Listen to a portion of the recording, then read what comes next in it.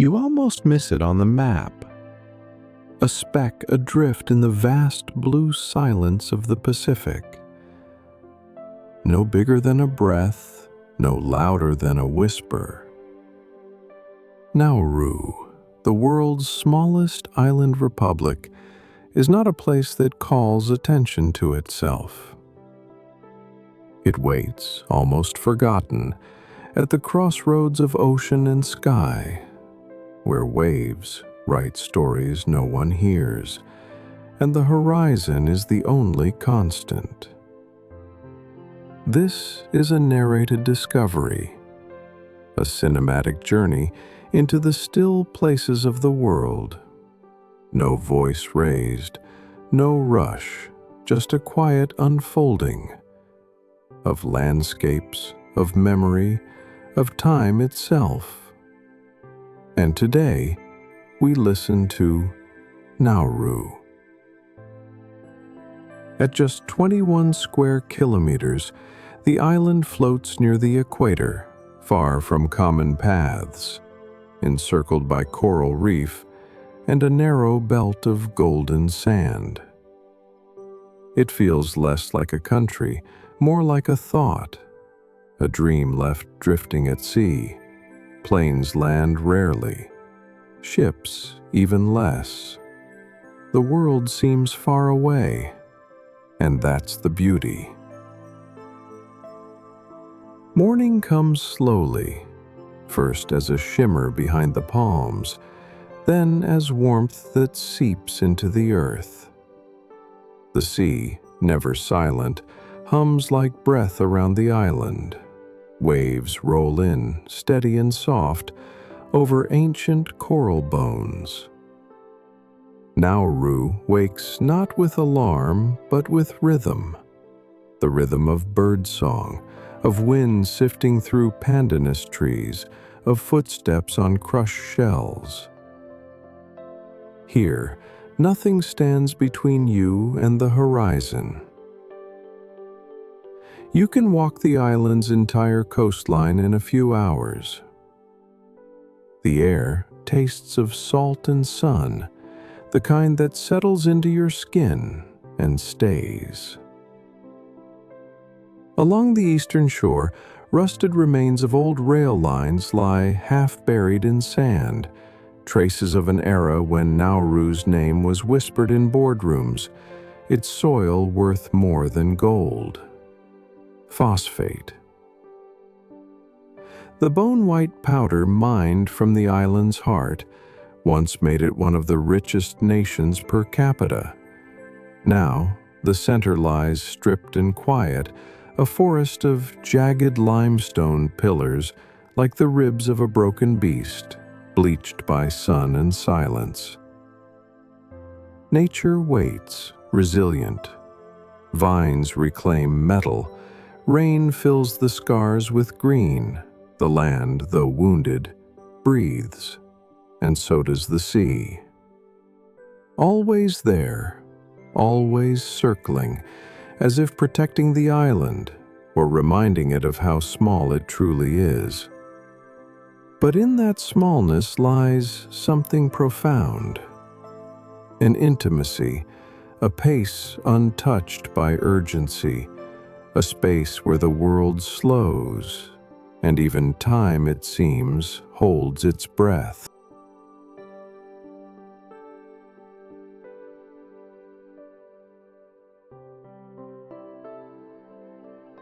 In Nauru, everything is near, and yet nothing feels rushed. The airport, the parliament, the market, all within a morning's walk, all softened by sun and salt. Life here is lived close, close to the land, close to the sea, close to the echoes of what once was, and the quiet of what remains. On the island's western edge, the waves crash a little louder. The reef rises in jagged arcs, like broken teeth from the ocean floor. And beyond them, endless blue. No ships, no skyline, just see. It is a kind of border, not a wall, but a breath, separating the familiar from the unknown. Children used to run here, chasing crabs between tide pools. Now there are fewer footsteps, more silence. The phosphate boom, once a flood of wealth, has long ebbed. Towers of industry have rusted. The loading cantilevers, once feeding cargo ships with ancient minerals, now stand skeletal, reminders of a century compressed into a single chapter. But the spirit of Nauru lives elsewhere. It lives in the early morning fishermen, casting nets by hand from the reef edge, in the women weaving mats in doorways, their fingers moving in rhythm with wind and memory, in the songs sung at sunset, carried not by volume, but by warmth. In Iwo and Yaren, government buildings sit low and humble. No grandeur, just function. And behind them, old roads trace the island's curve like worn lines on a palm. Scooters hum along the coast, past rusted fuel tanks and painted homes where laundry flutters like flags of quiet resilience. Step inland, and the island shifts. The fringe of palms gives way to the topside, the elevated plateau scarred by decades of mining. It is haunting, beautiful in a strange way. Limestone towers catch shadows like sculpture. Birds nest in craters. And here and there, trees stretch upward, stubborn and slow. You hear no city here, only wind, only insects, only the pulse of sunlight over stone. It feels like walking through a memory, one that belongs to the earth itself. A silence so complete, it becomes sound. And then, just when you feel alone, you notice a single hibiscus blooming beside the path. Red, bright, alive. As if to say, even here, where the land was taken apart, something still chooses to grow.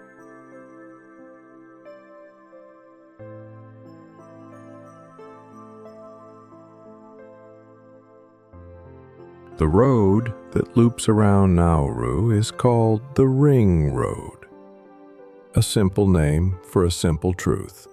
It circles the entire island, hugging the coast like a ribbon of faded asphalt, threading together neighborhoods, memories, and moments. There are no traffic lights, no lanes to change. Just the road, the sea beside it, and the stories it quietly carries. As you travel this gentle loop, you pass small clusters of homes, some newly painted, others worn by decades of salt and time. Chickens roam freely.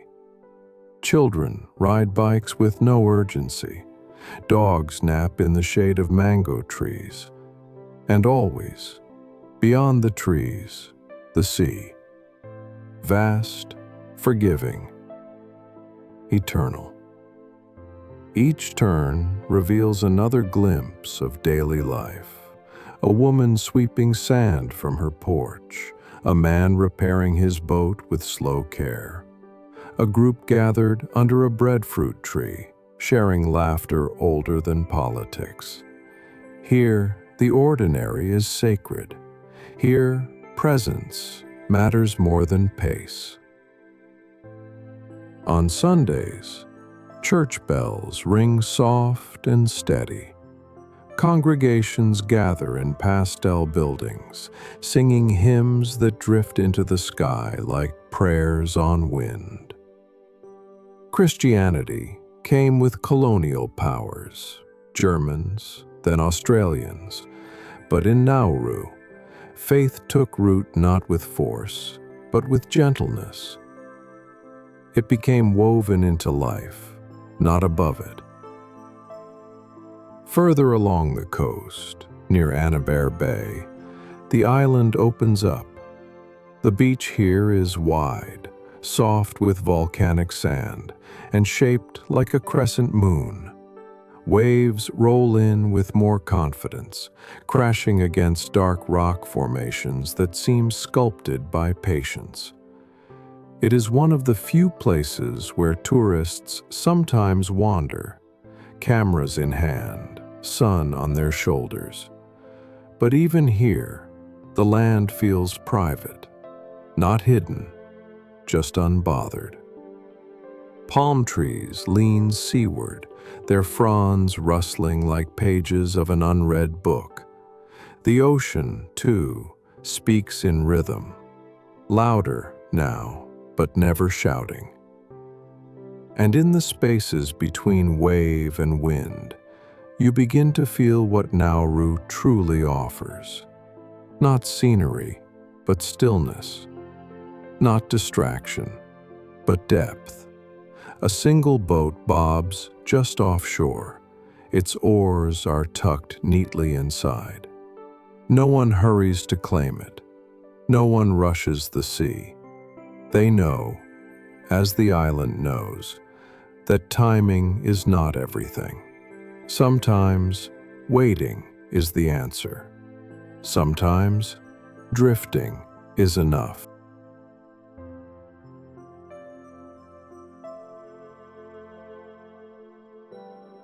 At the island's heart, the past lies exposed.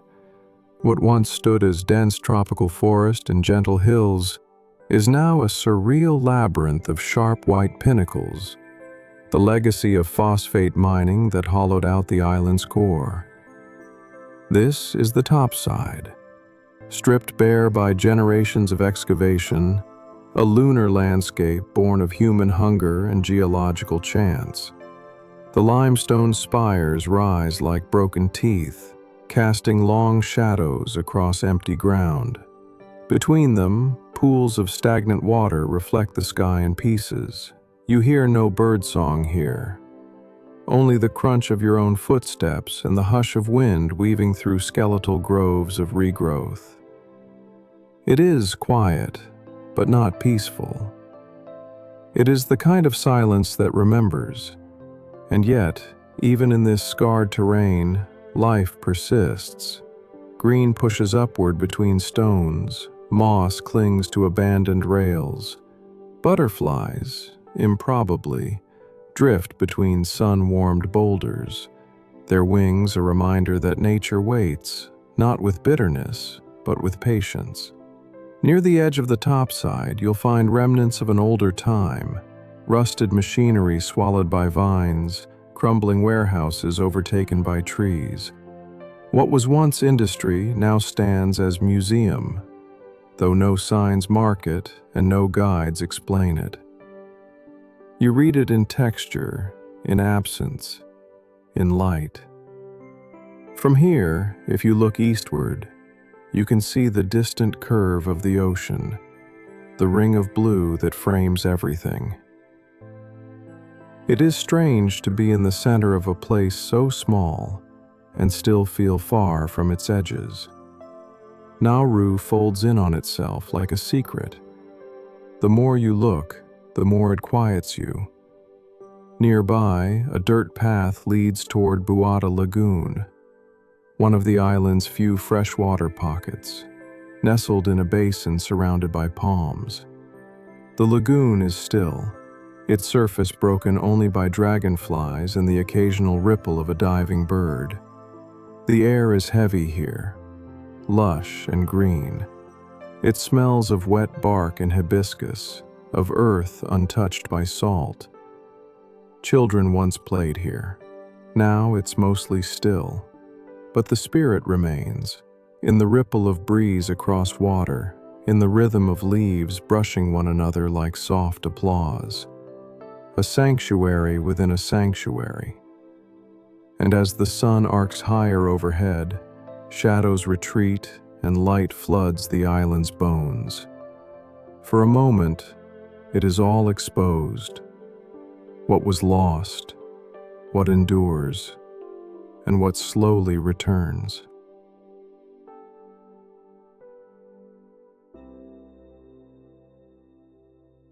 The heat of midday settles over Nauru like a slow breath.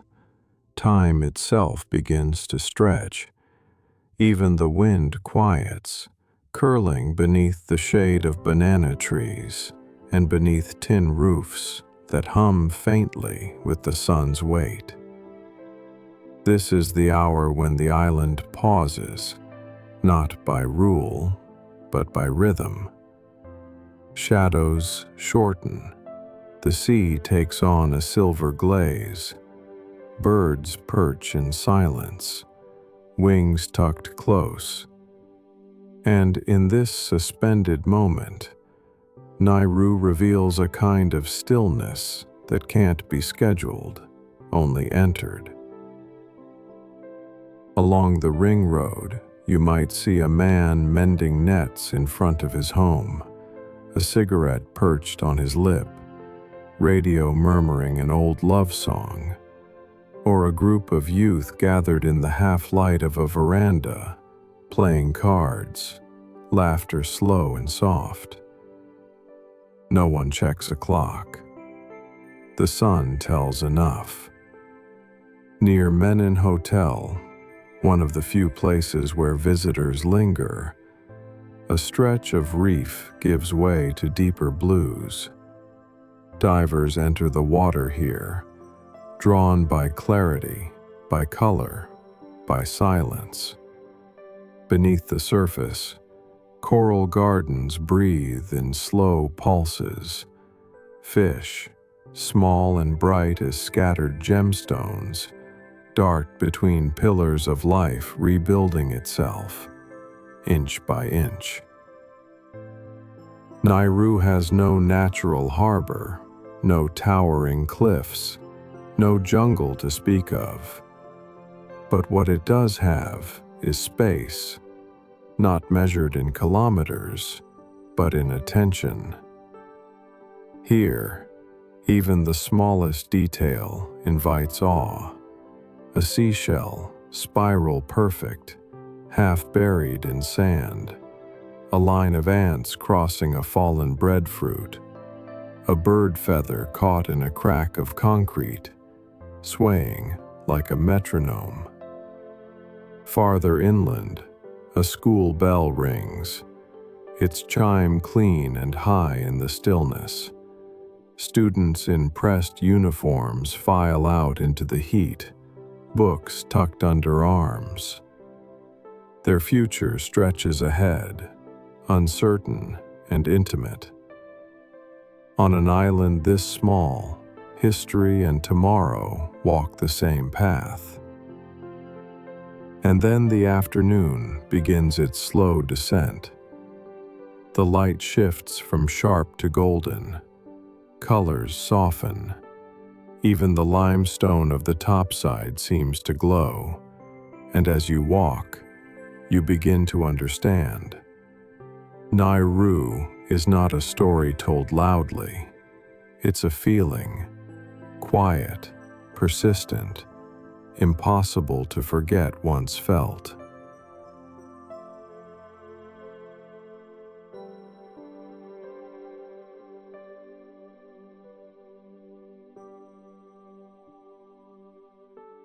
As late afternoon approaches, Nauru takes on a different tone. Warmer, more reflective, as if the island is exhaling. Long shadows stretch across the coral-strewn beaches. The air, though still thick with sun, begins to soften.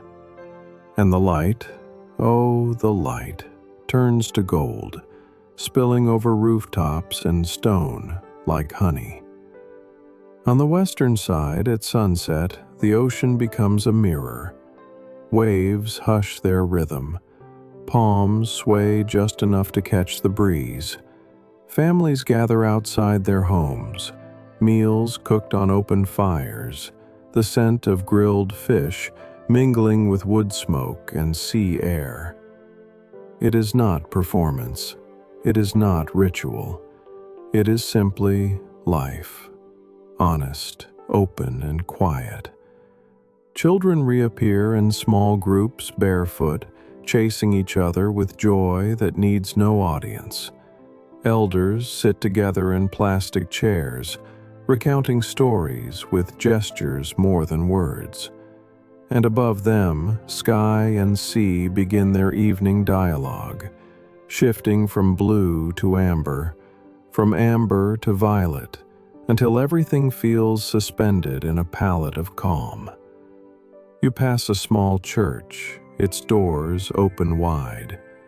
A hymn rises gently from within, voices layered like breeze on water. There is no microphone, no grandeur, just sincerity, and that is enough to fill the air. As you walk back toward the coast, the ring road seems to curve more slowly. Scooters pass with less urgency. Windows glow from within. Radios hum. The entire island leans into dusk, like someone leaning into a memory. And then, just for a moment, the sun dips beneath the waterline, and all things stop. No waves, no wind, no sound. Just that final breath of color across the sky, like a blessing. This is Nauru's secret, that its beauty is not in its scale, but in its intimacy, in how it asks for nothing, yet gives everything, if you're still enough to receive it.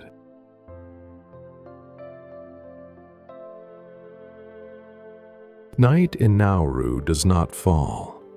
It glides in, soft and unannounced. One moment, the sea glows with the last traces of sun. The next, it becomes ink. Streetlights flicker to life along the ring road, casting golden halos on the pavement. Insects begin their chorus, not loud, but layered, a hum that fills the spaces left by the day. The stars, when they appear, do so all at once, not in clusters, but in symphony. With little light pollution and nothing tall to interrupt the view, the sky becomes a dome of wonder. You can almost hear it stretch. Constellations, ancient and unnamed, dance above the island, mirrored faintly in the calm of the lagoon. Most homes are quiet by now. Television glow spills from half-drawn curtains. Laughter drifts from one veranda, then fades. In the government district, only the occasional buzz of a scooter breaks the silence. The nation sleeps without lock and key, held not by force, but by familiarity. And yet, even in this quiet, life stirs. A fisherman prepares for his night trip, flashlight strapped to his head, net folded under arm. At the airport, a single red light blinks on the control tower, not busy, but present. Always present. Inland, the topside turns silver beneath the moon. The limestone formations seem gentler now, shadows softened, edges blurred. Bats flit between the ridges, and the occasional gecko chirps from a wall. It is a different world at night, more hidden, more delicate. By the edge of Buata Lagoon, a couple sits in silence, the water smooth as glass. They do not speak. They do not need to. Around them, the night breathes, steady, content. There is no music playing, and yet it feels like the whole island hums a lullaby only they can hear. And somewhere, far beyond the reef, the Pacific stretches on in all directions, unseen but felt. An ocean without border, a presence without end, holding Nauru like a single drop of stillness in its vast and restless hand.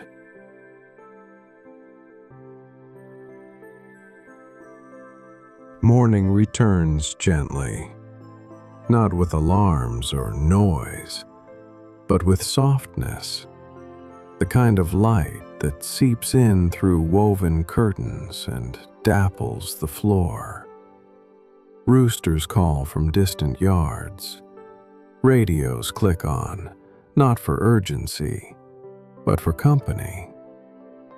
The island stirs the way a tide rises, gradually, with grace.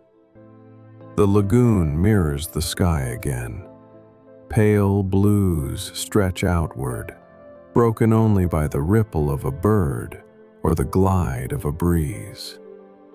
Laundry flutters from lines like small, bright flags, and once more, the hum of scooters begins its slow orbit around the island's ring. Shops open with metal shutters clattering upward. Inside, shelves hold everything from canned goods to fishing hooks. The shopkeeper knows your name, knows your cousin's name, knows what you're looking for before you ask. In a place this small, community isn't a goal. It's the air you breathe. Children walk to school in neat uniforms, shoes scuffed, voices animated. The future of Nauru walks beside the past, passing by rusted mining equipment, now overtaken by vines, and new solar panels catching the morning sun. Contrasts exist here, but they don't compete. They converse. You pass a mural on a cement wall, a painting of the island surrounded by fish, birds, stars. It is chipped, a little faded, but it radiates pride. Not pride of power or prestige, but of presence, of still being here, of surviving. The island is not loud about what it has endured. The phosphate scars, the weight of colonial hands, the refugee politics, the storms, and yet, each morning it opens itself again to the sea, to the sun, to the day ahead. That is resilience, written not in headlines, but in habit. As you near the end of your circle, back where you began, you realize something. Nauru is not a destination. It's a rhythm, a whisper, a truth so quiet that most would miss it, unless they slow down and stay long enough to listen. And now that you've heard it, it never fully leaves you.